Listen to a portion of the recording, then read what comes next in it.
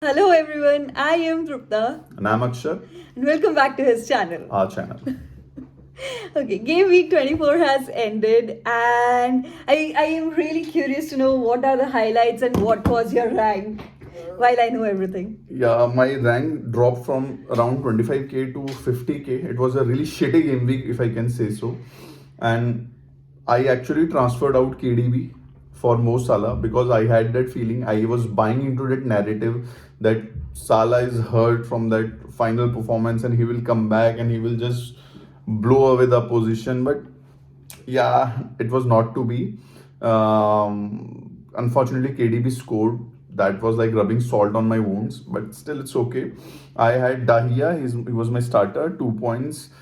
Trent scored 6, Cancelo scored 7. Davies, that Southampton attack really made the Spurs defense look very weak. Davies scored a point. Martinelli, star boy Gabby. Unfortunately, he got a red card and he won't be playing in the first match of the double game week. So I will have to get rid of him. For now, he didn't score anything. Salah, my captain, scored 2 points. Bhavan was there with 11, the man in red hot form. Jota scored 16 points.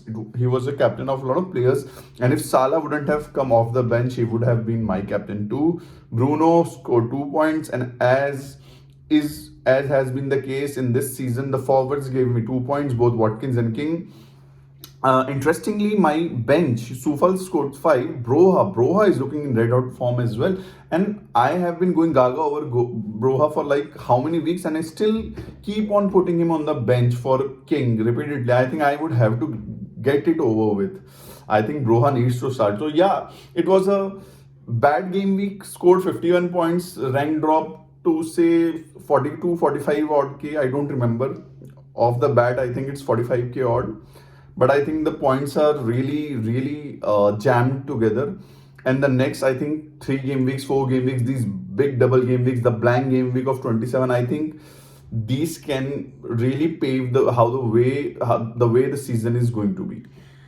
I really have this question. Should you had, if you had KDB on the Yeah. team, what would your rank be? It is very Have you ever difficult. fathomed or It did is you? very difficult to say what it would be because yes, it would have been much better.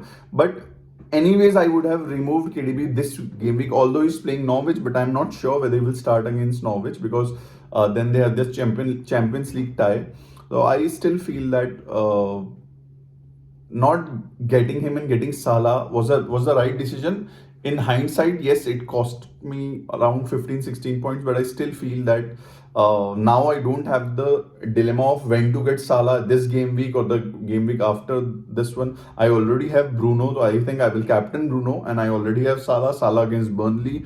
I'm more than sure that Salah will start. My headache is about Martinelli, who's got a red card, and I was very optimistic about him, especially in game week, in the double game week, in the big double game week. But now I have to see what to do with him. Okay. And what is your plan for the next game weeks, given it's starting tomorrow? Yeah, the next game week, I have not made my plans. I actually was very happy with my team, but now because Martinelli has been given a red card, although Martinelli's next game week, Martinelli is not playing anybody, he has a blank, but I still want to do something with this, and I am actually fed up of Watkins. I have been anticipating double game weeks for Aston Villa, and honestly speaking, Watkins has been the hardest worker of the team of Villa, I think. But what he is doing is he's keeping the centre backs engaged with himself, and that is making the run for Ramsey easy. Ramsey is in the habit of beating the last man because Watkins is occupying the centre backs, and I think that partnership of Coutinho, Ramsey, Buendia, it is really working well for them. Coutinho looked fab, Buendia looked decent, Ramsey looked extremely good. I think many of us are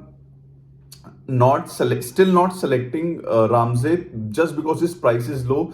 I think if you want to have a budget, and even if you want to have a decent budget midfielder, I think Ramsey is the best choice. Scoring, he's scoring points for fun right now. I think Ramsey should be there in our thoughts. Having said that, I think the midfield is the most precious are the most five precious spots right now. All the midfielders are returning big. I think the forward line is not doing anything for everyone, if I can say so. I think, but you should really consider the midfield spot. You should really think before putting anybody in that midfield, because the midfield spots are at a premium. So I just want to think about whom to get and whom not to get. But I still feel that playing five in the mid is the way to go right now.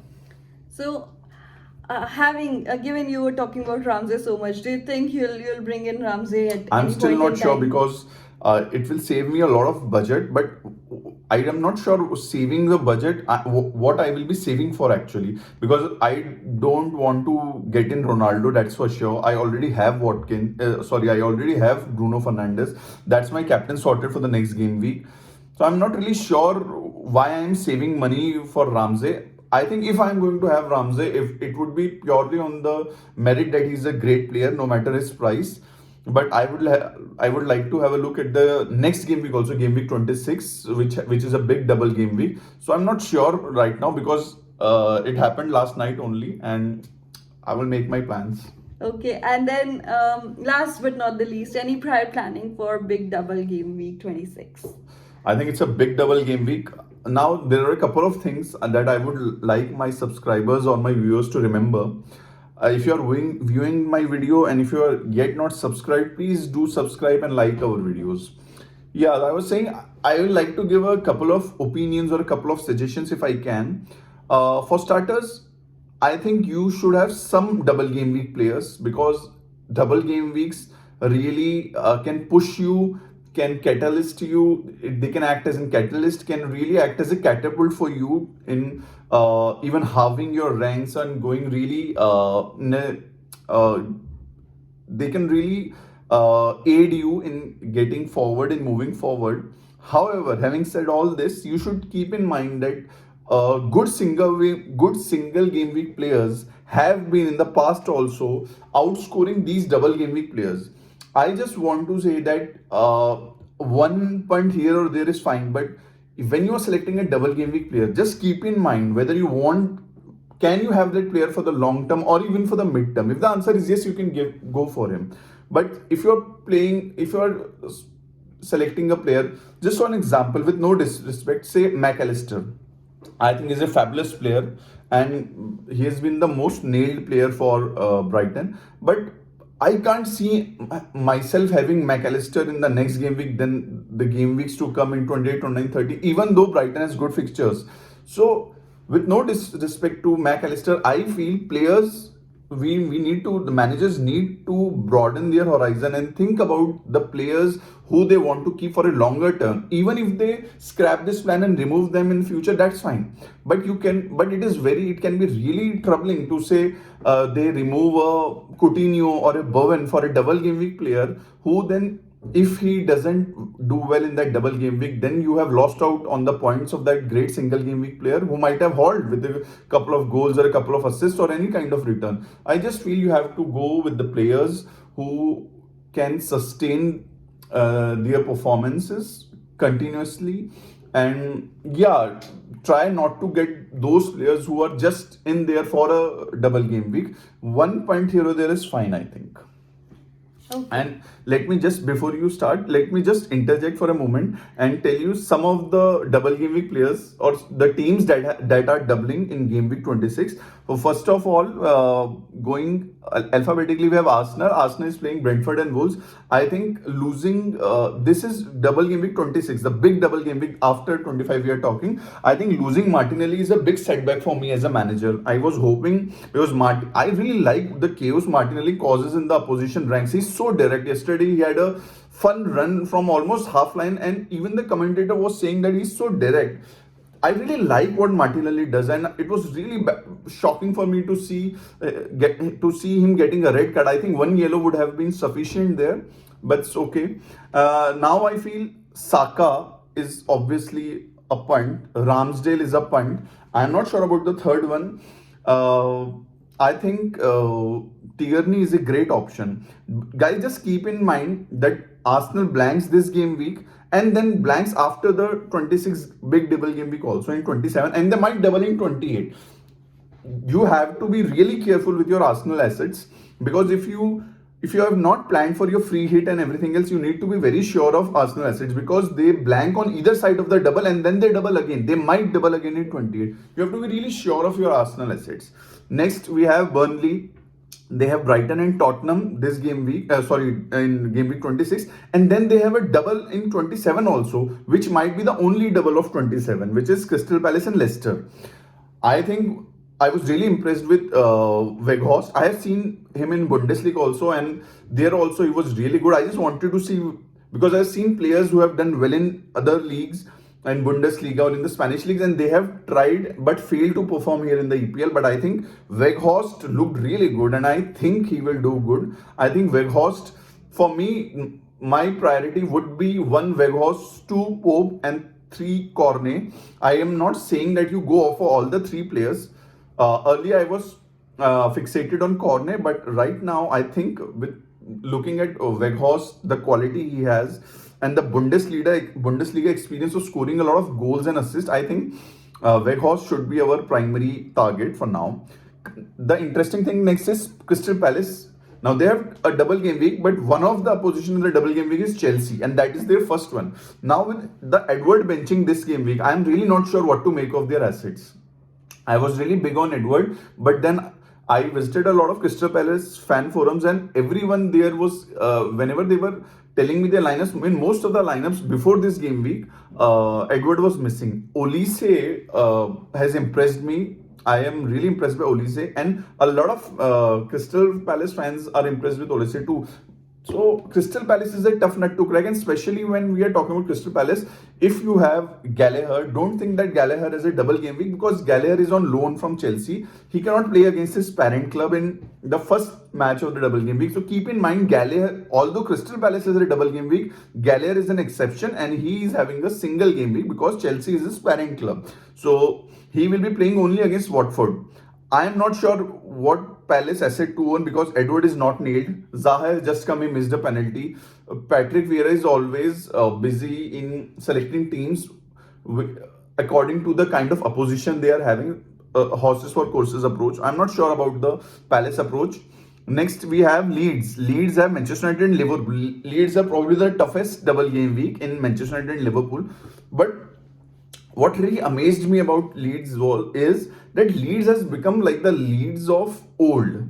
Leeds attacked in this game week also, and I really think their defense is really poor right now. But I think Daniel James, I never thought I would say so, but he really impressed me. And I think Rafinha could have a monster haul any game week, provided the forwards do something, provided Daniel James and other forwards. I can't see Bamford returning this game week. If he returns, let's see one game week more how he does, because right now I'm not sure whether he's returning also for now. But I was really impressed with Daniel James and Rafinha. But the only caveat here is that Leeds has a really tough game week. I think Liverpool is very tight defensively. Against Manchester United, I think they can score. Against Liverpool also they can score, but it is a really tricky one. I think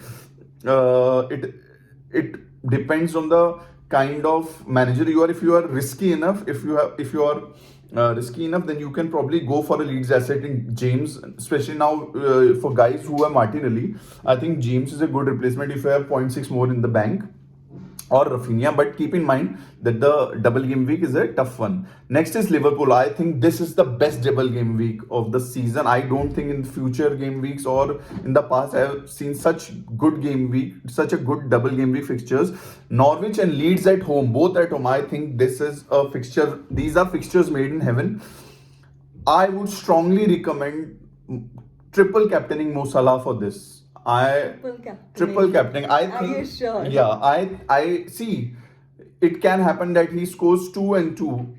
I don't want to jinx him, but I just cannot imagine somebody having a better double game week fixture than this. I really think some of us are planning to do a bench boost.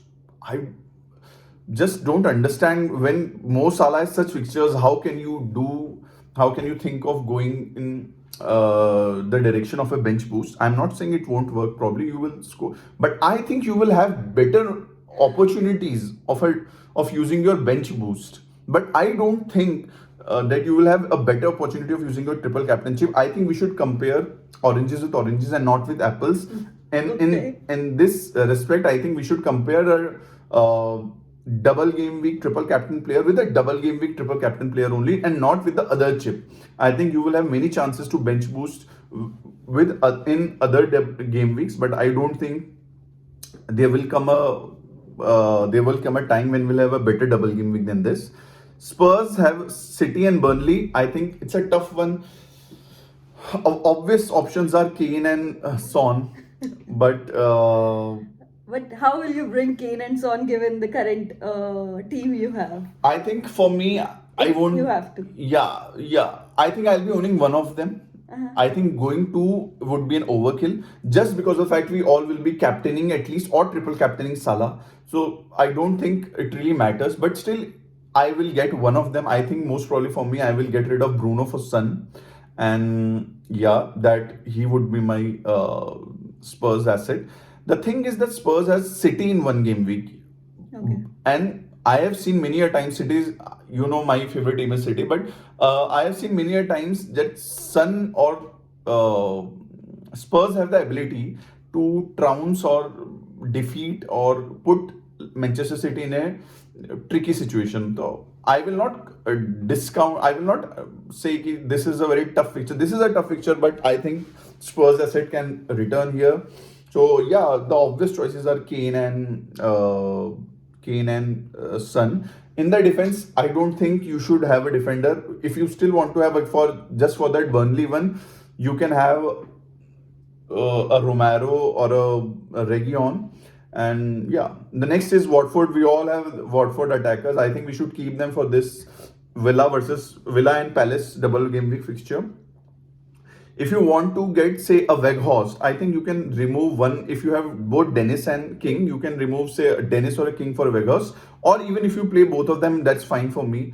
Especially now, because with the arrival of, I'm just forgetting his name, the new manager, I think defensively they are more tightly wound. And I think the Ismailia Sarr is coming back from AFCON. I think this will make King and Dennis a more potent combination with Sarr coming back. I think we should not hurry on losing our Watford attackers.